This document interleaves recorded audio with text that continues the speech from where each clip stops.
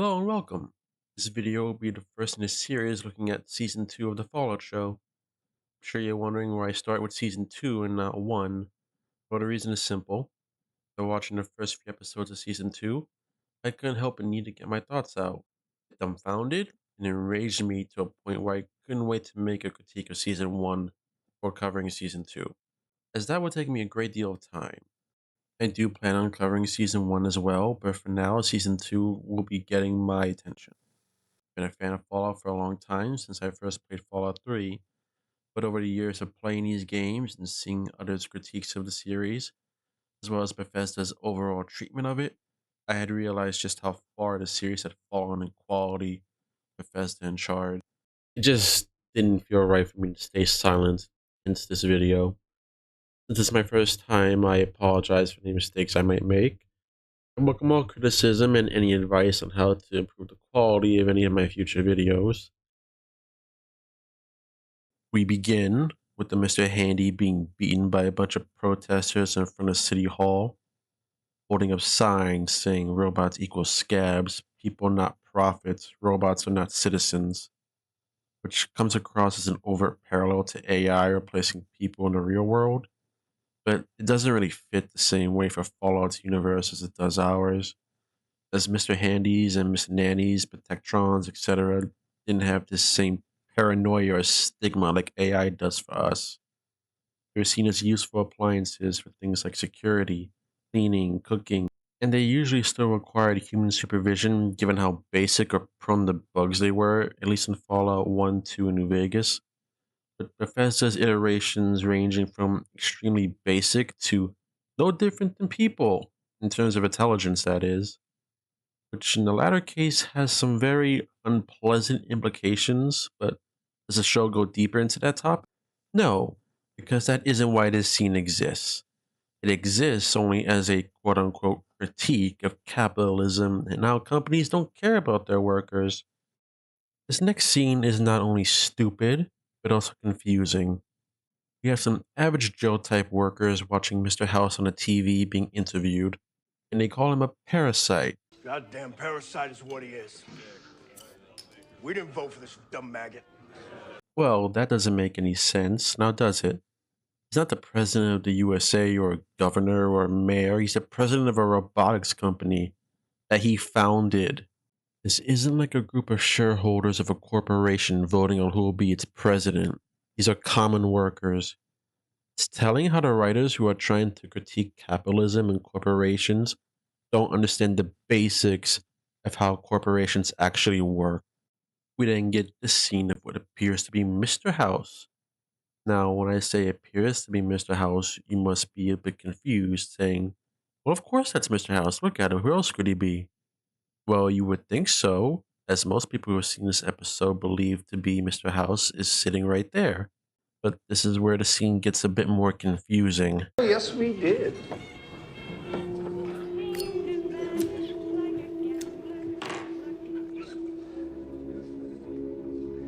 Every dollar spent is a vote cast. And that fellow right there, he has more votes than every one of those pan-headed politicians in Washington. Yeah, he gives this little speech implying that he's not the same person as Mr. House. You his biggest fan or something? Even those average Joe workers walk up to him saying, you his biggest fan or something, which again just makes this more confusing. How could you not recognize the man on the TV that you were just shit talking earlier? So either this man isn't actually Mr. House and just looks like him, or these workers are actually fucking blind. So he then glazes the H&H nail gun and then insults these average Joe workers, which then leads them to dragging him into an alleyway, where House then says, Hit me in the mouth. I think I'd enjoy it. ah, yes, more fetish slash kink jokes. Haha, because all rich people are weird and quirky and have strange hobbies and kinks, right? Ugh, god damn it. I had a sliver, a small slither of hope they would at least have less of these kind of jokes for season 2. Unfortunately for everyone, this is just the beginning. So after getting popped in the mouth, Mr. House opens the trunk of his car that was conveniently in the same alley the workers dragged him into, and then offers them $31 million. And all they have to do is let him put a chip on the back of their neck. Totally normal and not shady request at all. Don't think about it. Unsurprisingly, the guy just grabs him by the collar, saying they'll just beat the shit out of him and take the money for themselves.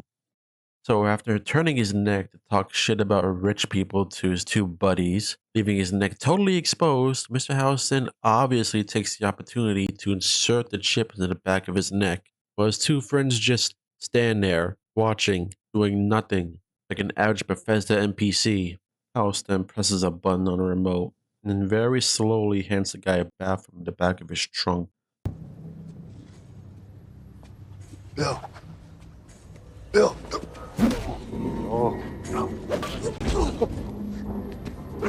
Well, you fellows do use the H&H nail gun. You should feel good about it. You paid for all of this. Only after House orders him to kill the other two that one of them starts to try running away.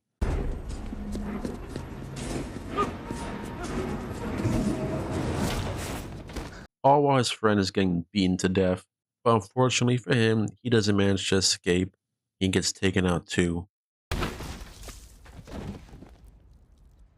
You see, guys, rich man equals evil. Human lies mean nothing to him at all. It's totally in character for House. Trust us. Well, they just thoroughly destroyed House's character again. Great. As well as adding mind control chips to this series. Amazing. The only other examples of mind control in this series, to my knowledge, were the devices the Enclave used on Deathclaws in Fallout 3, which were shown to be a newly developed technology, as well as the Mesmetron. But the Mesmetron only can temporarily confuse someone to a point where they can be easily tricked or manipulated, with the Mesmetron also having the side effect of possibly having the subject's head explode at worst, or making them extremely violent towards everyone around them at best. It's also Charon from Fallout 3, however, his method of mind control was never actually explained at all and left openly vague. If House has access to mind control, it brings into question why wouldn't he have used it at all during any situation in New Vegas? It's a mark against the writers in the show for recklessly adding and retconning whatever just to have their broken, poorly thought out capitalism bad story, and I'd be surprised if this went past the first draft when writing this.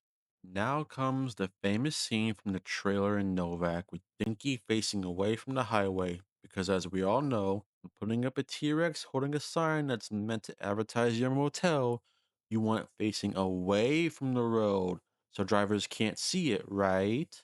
You don't want your makeshift sniper nest looking outside of the town in order to protect it from potential threats, right? Of course not. That wouldn't make sense. We can't have that. We need the wacky and stupid scene, right? Aside from Dinky, the cabins are also just gone. And now there's a pool in the center of town. Because if they didn't change Novak, they couldn't have their next crappy scene take place. We have the ghoul about to be hung by cons. Okay, so never mind that every ending in New Vegas either has the cons wiped out or they leave New Vegas. But don't think about that. Just look, guys. It's the great cons, from the game. Oh my god, I'm soy jacking so hard right now. The ghoul then yaps on a bit, then says a line meant to signal Lucy, who's in Dinky's mouth, clearly visible, and is seen during the day along with dog meat. For fuck's sake, there is a con in this scene that's looking straight in her direction at an elevated height. How he doesn't see her is beyond me. The ghoul even repeats his line while clearly looking at Dinky. How none of them get suspicious when the ghoul is yelling at the town's well-known sniper nest. It's just another example of characters being lobotomized. So, since Lucy isn't shooting at them, the ghoul gets dropped, but instead of dying, he just hangs there on a rope with barbed wire, just plot armor. Of course, that doesn't kill him. So instead of helping him, Lucy stands up, calls out to everybody in town, explaining their dumbass plan. Hi, excuse me. Hi. Excuse me. So sorry. I'm hoping you can settle an argument between myself and my traveling companion there. We are hunting down my father, who is not a good guy. And on this journey, we found ourselves in need of food and supplies. Plan A was to leave you alone and avoid this scenario altogether, but we tried that, and I just start starving to death. Plan B, his idea, by the way, was for me to turn him over to you so that you would open up your safe and give me the considerable bounty you put out on him. Fucking shoot! The idea was I would shoot him down, he'd take your weapons, and use whatever violence necessary in order for us to escape. Which, in my experience thus far, it's a lot of violence. So, your plan was for them to try and hang the ghoul, then Lucy shoots the rope, releasing him, and you'd somehow just take their weapons and escape with the money? How exactly did you picture this going? What advantages does this plan give you over just sneaking into Dinky or going in guns blazing? No, no, no. Let's just have the ghoul surrounded by these guys who want him dead and wouldn't hesitate to gun him down the moment the hanging failed. This plan counts on no one guarding or occupying the sniper's nest either, which shouldn't be the case, as why wouldn't someone be up there so they could watch the hanging? They would literally have the best spot to watch from up there. But no, apparently not one of them are interested in Dinky, as Lucy is just yapping on, telling the bloodthirsty Raider tribe how they plan to scam and kill them. The ghoul is just hanging there in agony, telling her to shoot the damn rope because, isn't that funny, guys? The cons just stand around letting her yap on, not doing anything. So, I'm really, really hoping you'll agree to Plan C. What's Plan C? You just let us go. And we keep the caps you gave me. Which, to be clear, we do need for our survival. And just to ask the question, would it help if I said please? See, you guys? She's a sheltered fish out of water, even though she should understand by now that this isn't going to work given what she's experienced so far in season 1. But no, let's just regress her and keep her as a naive idiot because that's good character writing, guys. Whoever kills the girl gets to eat the dog. So, obviously, the Raiders attack her, and she finally shoots down the ghoul. During this fight, we see Lucy is trying not to kill anyone. Keep that in mind. The ghoul then pulls out a gun that he had on the side of his boot and starts shooting. Because of course the cons didn't strip him down or search him for weapons because that get in the way of our cool fight scene, guys. So, Lucy, the character, not trying to kill anyone, then aims for and shoots a car next to a few cons in the middle of Novak, causing it to explode. Because, as we all know, explosions are non lethal, guys. Big Iron starts playing because, remember, guys, it's from the game, and the ghoul proceeds to kill everyone there, not using a big iron. Also, it's just a small thing. But what the fuck is this gun the con has? An AK-47 with a grenade launcher barrel that he uses to shoot a grenade at a con. What the fuck? Hollywood demonstrating once again that they don't know jack shit about guns. So after killing everyone, the ghoul then uses a fusion core that's leaking radiation to heal his neck. Yeah, I'm sure Lucy is fine, guys, standing right next to it. He tosses it after it heals him, not because he's concerned for Lucy's safety, but because he just wants to. The ghoul then, understandably, calls her out on her fucking stupidity back there. But Lucy saying she's not going to say sorry for not killing people. Oh yeah, Lucy, the cons wouldn't have died from that explosion, right? No, it can never happen. Either she's retarded, or the writers came in to be consistent with her character in the very same scene. Knowing how this show is, it's probably a combination of both. We see the Lucky 38 in the distance, and the ghoul confirms that House did in fact shoot down nukes that targeted Vegas. Keep that in mind for later. Nowhere near Robert House is safe. Also, we get another rich man must be evil remark because the writers can't help themselves. This next scene doesn't really do much. It just shows us Cooper bringing his daughter to meet up with Moldaver later in the episode. We're blowing through our water reserves at a troubling rate. Then we need to reallocate power to the temporary water filters we built out of spare parts.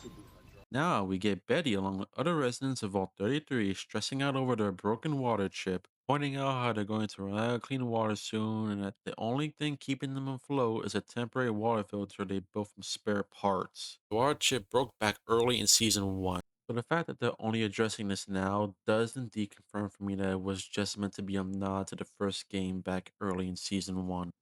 However, it seems the writers realize that having the item that's responsible for the vault's clean water being broken isn't exactly something that you can just gloss over and forget about. I can't say better late than never since they're only addressing this huge problem weeks, if not months, after in universe. And it only makes your characters look more like blithering morons who can't be trusted to wipe their own asses. Speaking of morons, this character comes in licking a lollipop like a child, offering to help because he thinks having a PhD in event planning means he can be a big help. Of course, they give out PhDs in event planning in this vault. After all, Fallout was never serious, guys. It was always wacky and stupid.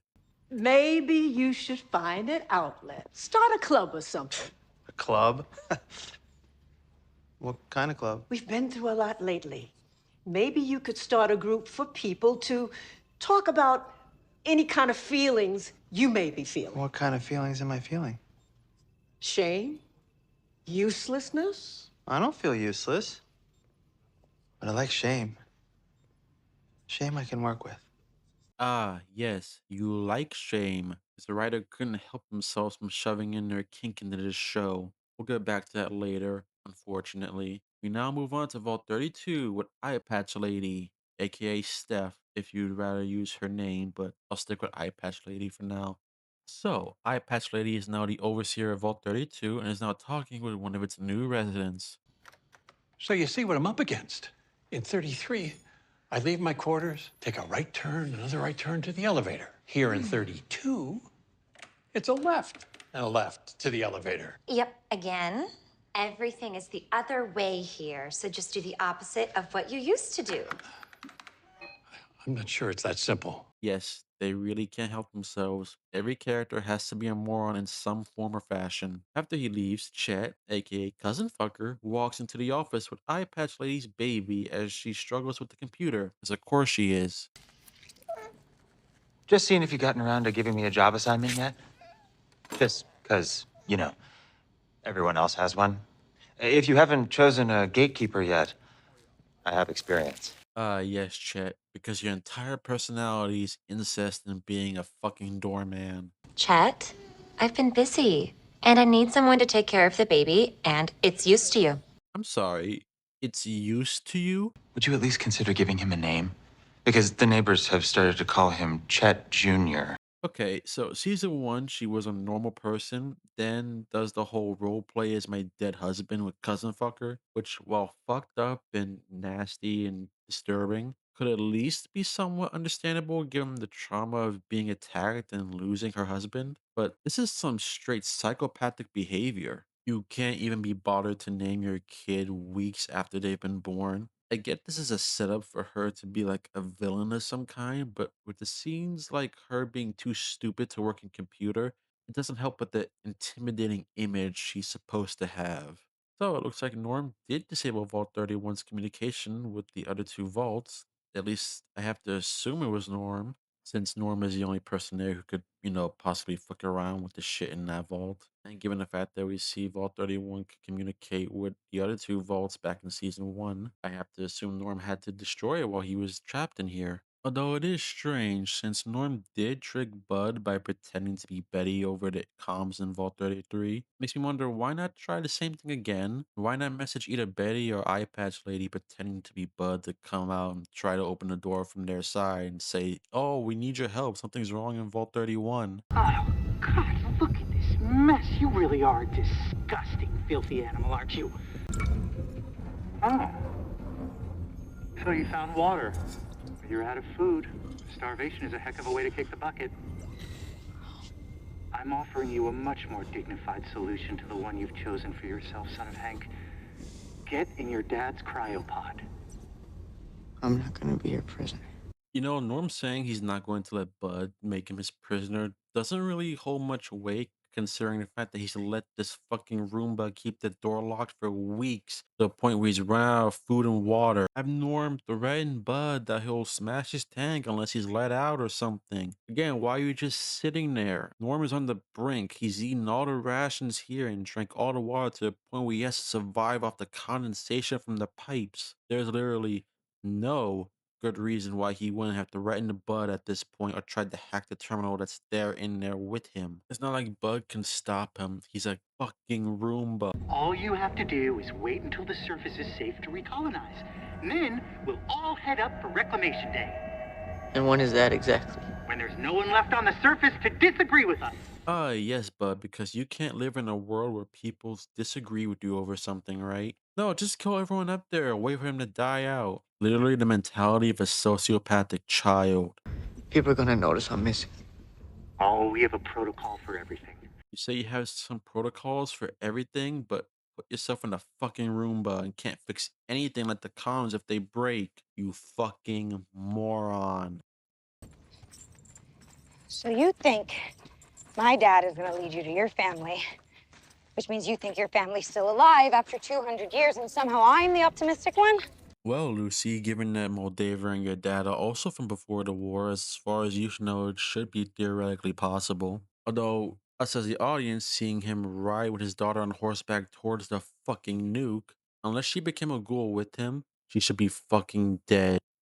So now, as Lucy and the ghoul are following Hank's trail, they decide to stop and ask the old woman selling flea soup if she had seen Hank, and Lucy orders some, and she scratches her head to put the fleas in the soup, still alive, jumping around on the bowl. Yeah, totally something we've seen in Fallout before, guys. At least it was only 2 caps, right? So have you happened to have seen a man passing by in a sort of oversized outfit made of metal? He took my son. Oh, I'm sure your son is up. He's dead. No, we don't know that. No, he's dead. Just my kind of luck. Cocksucker owed me money. So, Hank apparently kidnapped this woman's son, and instead of showing worry or concern for him, like you expect any normal mother would, she's just annoyed because he owed her money. I get it's the writer's idea of trying to subvert the expectations of the audience. Like, oh, the mom wants you to go rescue her son because she cares about and loves him, but no, she actually just wants his money. It's just a bad joke that doesn't land. So as they continue in the direction the old woman pointed them to, the ghoul asks Lucy what she plans to do once they catch up to her dad. What exactly is it you plan on doing once we find your daddy? We gonna do it like usual? You put a bullet in his ass, leave it to me to put one in his head? No, I'm gonna bring him to justice. But Lucy just says she'll bring him to justice. How exactly will you do that, Lucy? What's the appropriate punishment for genociding an entire town of people? He nuked them along with your mother, and has made his intentions to kill off everyone on the surface very clear to you last season. You say everyone deserves justice. Okay, Lucy. If someone else nuked the town, would you argue executing them isn't justice? If you would, then you're a fucking moron. If you wouldn't argue against that, then don't pretend that your dad shouldn't be put down. Lucy's more grandstanding towards the ghoul is just annoying, especially since she's not innocent herself either. You tried to scam and steal from the cons. You shot that car next to them, and with the intention of making it explode. I know you're stupid, but even you should know that explosions can kill people. And you just yapped on, letting the ghoul choke in agony and suffering. By your own morals, Lucy, you are not a good person either. Oh yeah, another vault that didn't exist in the games before. Lovely. So now we move to Cooper meeting with Moldaver in a diner, talking about what's their next move. Are you telling me you didn't have Cooper record the executive's plan to nuke everything? What the fuck? Why are you so fucking stupid? Why not record and expose them to the masses? Oh wait, I know why. Because then you can't have your rich people blow up the world plot. Herder capitalism evil, right, guys? God, this show is so fucking irritating. They sat around that table and they talked about the ending of the world like they were talking about a new business strategy. Sounds like you heard something interesting. What, you knew?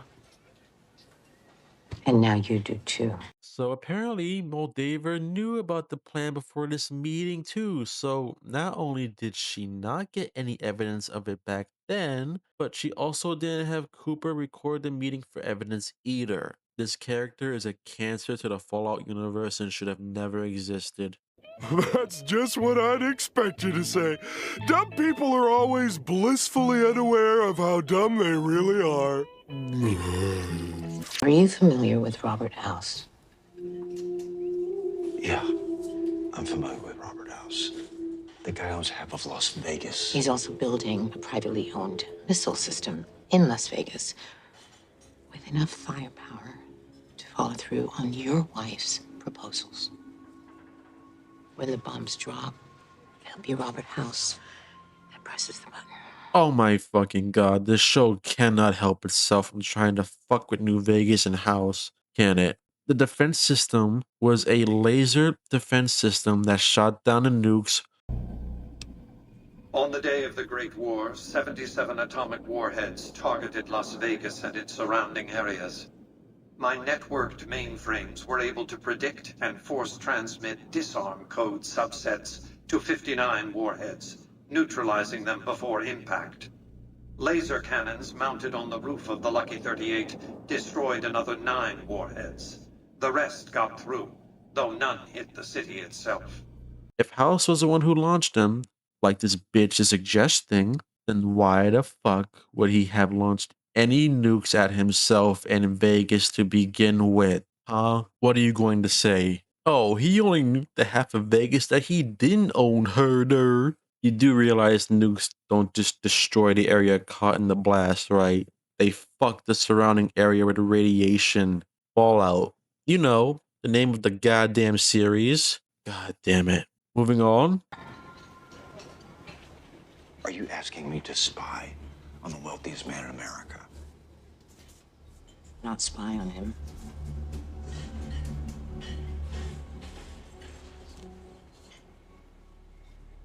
You want me Your to... wife is going to Vegas next week to sell cold fusion to Robert House. Then he'll have everything he needs to press that button unless you stop him. Moldaver suggests to Cooper that he murder House during his and his wife's trip to Vegas so that she could sell House the cold fusion tech. Okay, so how do you expect him to do that exactly? I mean, we all know he didn't kill House, obviously. But what makes you think he could just murder one of the most powerful and wealthy people on the planet right now on his home turf?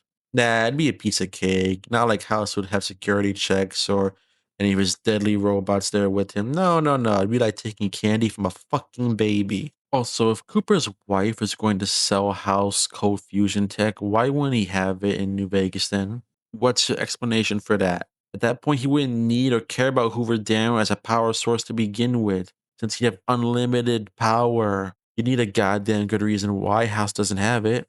And I don't trust this show to give us one.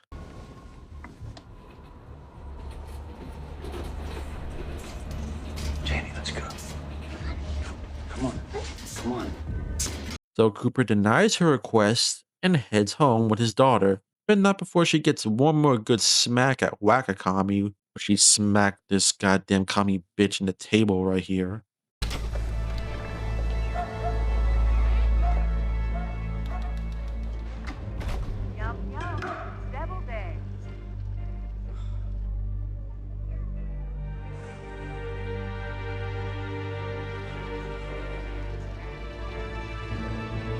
So the wife comes home while Cooper is cooking dinner and takes a deep breath, a moment to herself, like she's still processing what happened at the meeting. I'm sorry, but you don't get to have that kind of scene with the character who's doing something so cartoonishly evil as causing the end of the world in the name of capitalism and profits. Now, back in the present, Lucy and the ghoul have entered this new vault the show invented, with the ghoul saying every time he steps into a vault, he has to make peace with the fact that he might finally learn what happened to his wife and daughter.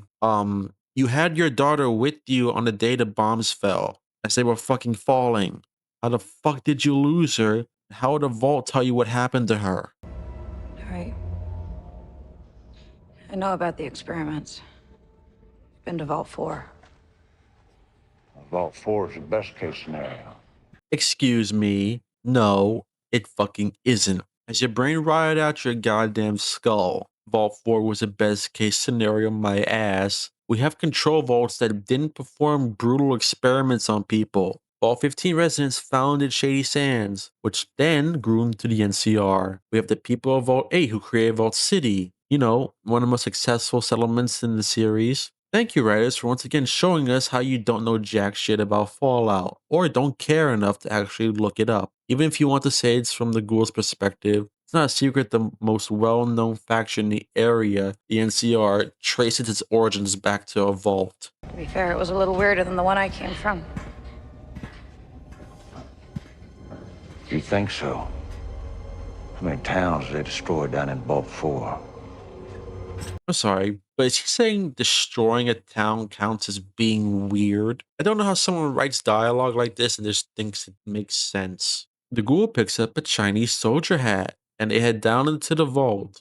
Oh, trust me, we'll get to that train wreck in a second.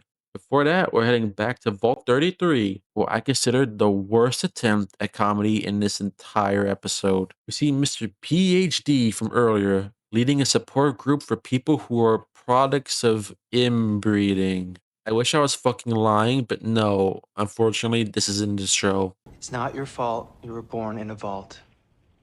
Let me hear you say it. It's not my fault. I was born in a vault.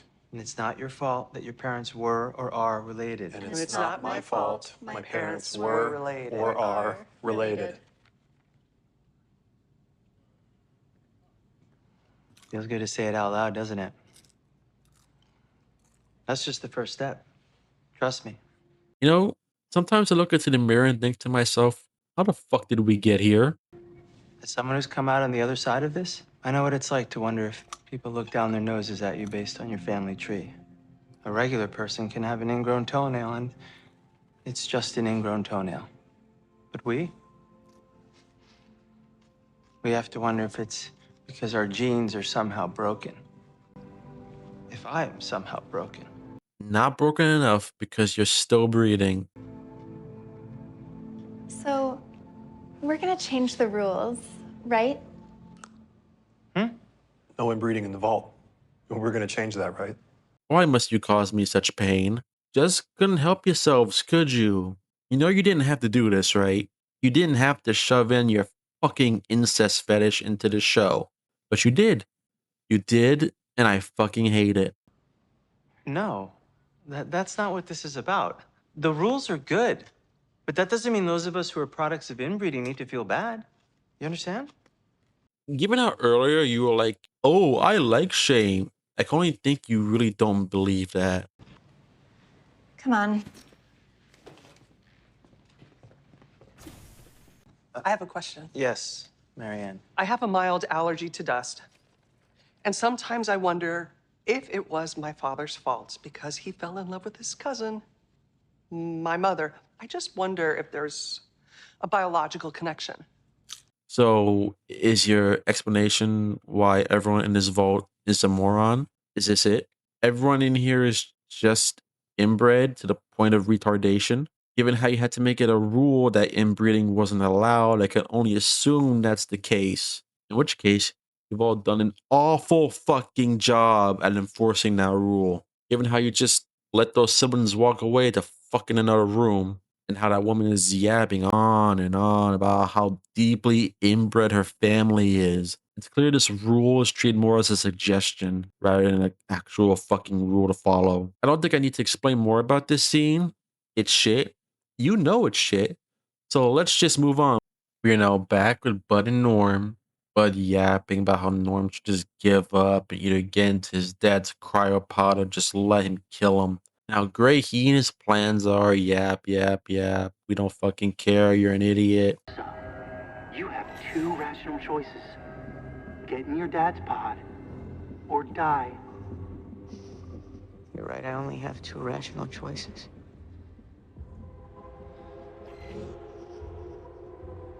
Plenty of irrational ones. What are you doing? 200 years of planning in order for everything to go just right. That seems like a lot of work if you ask me.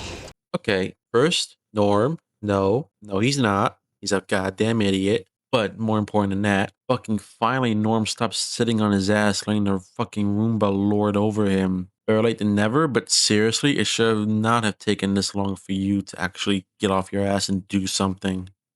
Stay back. Stay back. I think plans are slightly overrated, personally.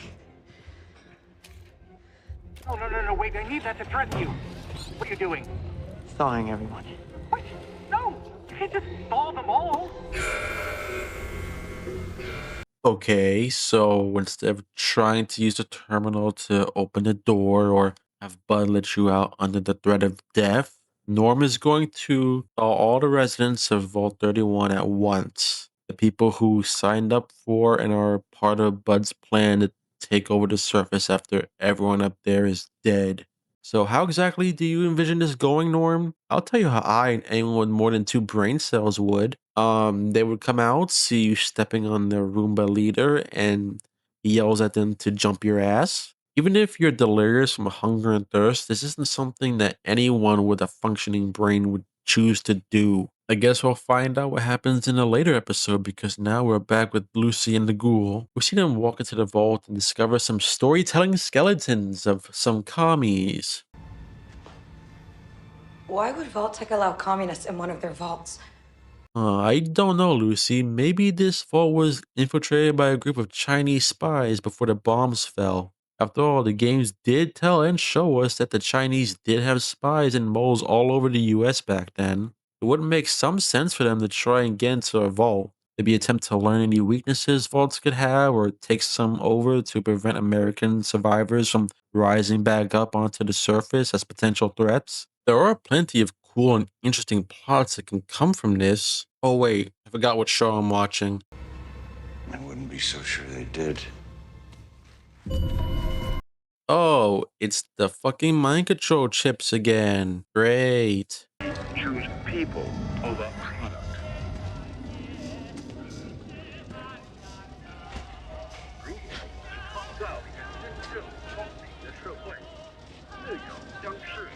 These are Americans. The Vault turned them into communists. Excuse me, what the fuck? Why in fuck's sake would Vault-Tec brainwash Americans into becoming communists? Unless... Oh fuck, don't tell me. Okay. So, since this show has retconned Vault-Tec as the ones who dropped the bombs, and not only did the president in Fallout 2, but the creator of Fallout said that China were the ones who attacked first. There was a great war, long before we were born. Our gallant soldiers fought from the Yukon to the Yangtze. We were winning, too. And then those damn Reds launched. We barely got our birds up. I'm guessing Vault-Tec is going to use mind control people to only stage it as China were the ones who launched the nukes. It'll actually be that evil Vault-Tec all along, since this show can't help but from trying to glorify communism and take down capitalism and make it seem like it's the worst thing ever to exist in human history. I hope I'm wrong, but knowing this show, it's highly likely that that's going to be the case. So Lucy checks the terminal and sees her dad took some data from it, and we get an eerie scene of them following a trail of sugar bombs. I know what that is. As they follow the trail, it reveals the son of the flea soup lady. Well, hello there, Sugar Bomb. Looks like your daddy picked himself up a guinea pig.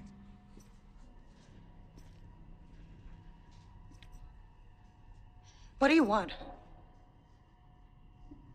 I fix everything. Go home. Sugar Bomb. Go home. Go home. Go.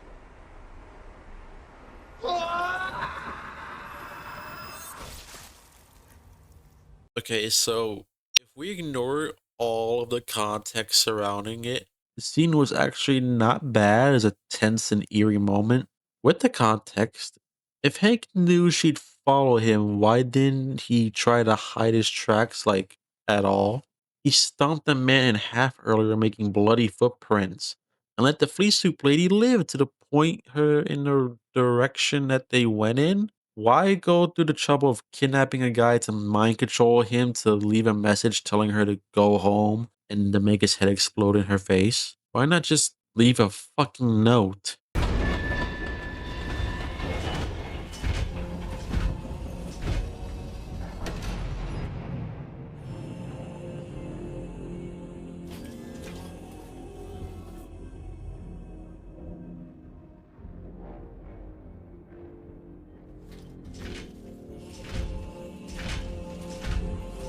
We now get Hank in an underground Vault-Tec facility. A little montage of him getting suited up with Hank putting on the Pimp Boy 3 billion. Because look, it's the thing from New Vegas, guys. Side note, it's implied that Mick just modified a normal Pip Boy with gold plating and studded diamonds, since it doesn't have any additional or advanced features compared to a regular Pip Boy. But hey, what's another retcon for this show, right?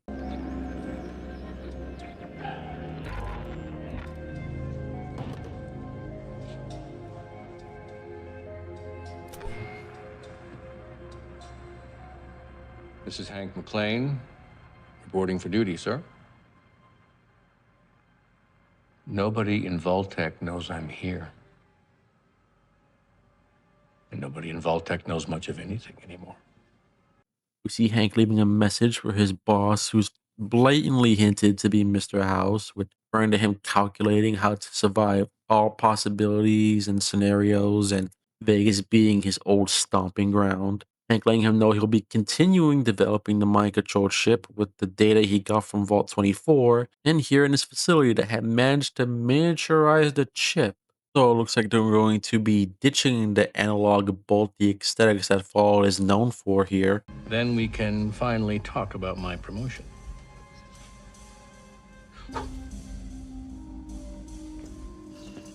I'm going to complete the work you started. Ah, yes, because we can't have a scene to be too serious. Let's have Hank play with a yo-yo like a little fucking retarded kid. Well, that's it for episode 1 of season 2. My god, talk about lowering the fucking bar. Not that the first season was high to begin with, but with this, oh my god. All this did was showcase that even after all of the criticism that the show had received, the writers chose to ignore all of it and just continue to do whatever stupid idea popped into their heads without taking a moment to think it over, to disregard, to ignore, or to change everything from the games, because why respect the IP that you're working with? I hope you all managed to enjoy my suffering. If you like this show, that's okay. My criticisms are of the show itself and the decisions the writers have taken with it, not for you for liking it or enjoying it. We all have things that we like that have flaws, and we recognizing them doesn't necessarily mean that you cannot still enjoy them. If this video soured your view of the show, know that it was not my intention to ruin your fun. My intention was to demand better from Bethesda and better from the writers, because this franchise and us as fans deserve better. To anyone who stuck around to the very end, thank you. I truly appreciate that. I do intend to make more videos, not just about Fallout or this show, but many more topics that I have an interest in. I hope you'll consider sticking around for those when they eventually come out. I am more than open to any kind of suggestions or criticism to improve the channel in any way. Thank you again for taking the time to watch this. I hope you all have a pleasant day.